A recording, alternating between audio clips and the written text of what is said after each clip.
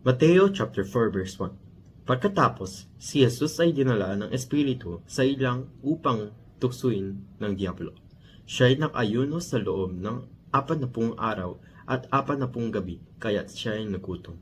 Dumating ang Diablo at sinabi sa kanya, "Kung ikaw ang anak ng Diyos, gawin mo ng tinapay ang mga batong ito." Ngunit sumagot si Jesus, "Nasusulat, hindi lamang sa tinapay nabubuhay ang tao, kundi sa bawat salitang nagmumula sa bibig ng Diyos." Pagkatapos, dinala siya ng Diablo sa Jerusalem, ang banal na lungsod, at pinatayo sa kalugtok ng templo. Sinabi nito sa kanya, "Kung ikaw ang anak ng Diyos, magpatihulog ka, sapagkat nasusulat, sa kanyang mga anghel, ikay itaktakbulin, at sa kanilang mga kamay, ikay aalayanin, nang sa mga bato, paamoy hindi masaktan." Ngunit sumagot si Jesus, "Nasusulat din naman, huwag mong susubukan ang Panginoon mong Diyos." Pagkatapos, dinala siya ng Diablo sa isang napakataas na bundok at ipinakita sa kanya ang lahat ng kaharian sa daigdig at ang kapangyarihan ng mga ito. Sinabi ng Diablo sa kanya, "Ibibigay ko sa iyo ang lahat ng ito kung mapapataya pa ka at sasamba sa akin." Kaya sumagot si Jesus, "Lumayas ka, Satanas, sapagkat nasusulat, ang Panginoon mong Diyos ang dapat mong sambahin, at siya lamang ang dapat mong palikuran." Pagkatapos, iniwan na siya ng Diablo. Dumating naman ang mga anghel at siya'y palingkuran nila. Nang mabalitaan ni Jesus na ibalingo si Juan, bumalik siya sa Galilea. Ngunit hindi na siya sa Nazaret nanirahan, kundi sa bayan ng Capernaum na nasa baybayin ng lawa ng Galilea na sakop ng Zebulun at Neftali. Sa gayon, natupad ang sinabi ni Propeta Isaias, "Lupain ng Zebulun at lupain ng Neftali, daanang pupunta sa lawa, sa ibayo ng Jordan, sa Galilea ng mga hentil."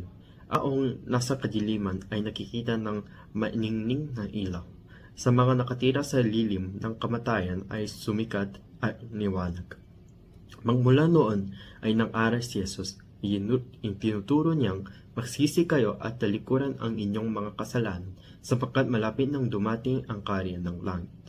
Minsan, naglalakad si Jesus sa tabi ng lawa ng Galilea.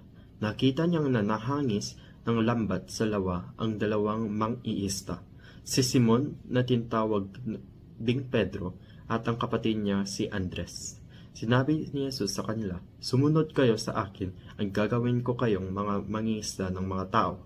Noon iniwan nila ang kanilang mga lambat at sumunod kay Jesus. Napatuloy siya sa paglalakad at nakita rin niya ang mga pagkapatid ng Santiago at Juan ng mga anak ni Zebedeo. Sila ay nasa bangka kasama ng kanilang ama at nang aayos ng lambat. Tinawag din sila ni Jesus. Agad nilang iniwan ang bangkas at ang kanilang ama at sumusunod kay Jesus. Nilibot si Jesus ang buong Galilea. Nagtuturo siya sa mga sinagoga at ipangaral ang magandang balita tungkol sa paghahari ng Diyos. Pinapagaling din niya ang lahat ng uri ng sakit at karamdaman ng mga tao. Ang balita tungkol sa kanya ay kumulat sa buong Syria, kaya't dinadala sa kanya ang lahat ng may sakit at mga nahihirapan dahil sa iba't ibang karamdaman, mga sinasapian ng mga demonyo, mga may epilepsya at mga paralitiko. Silang lahat ay kanyang pinagaling. Dahil ito, sinusundan siya ng nakaparaming tao buhat sa Galilea, sa Decapolis, Jerusalem, Judea at maging sa ibayo ng Jordan.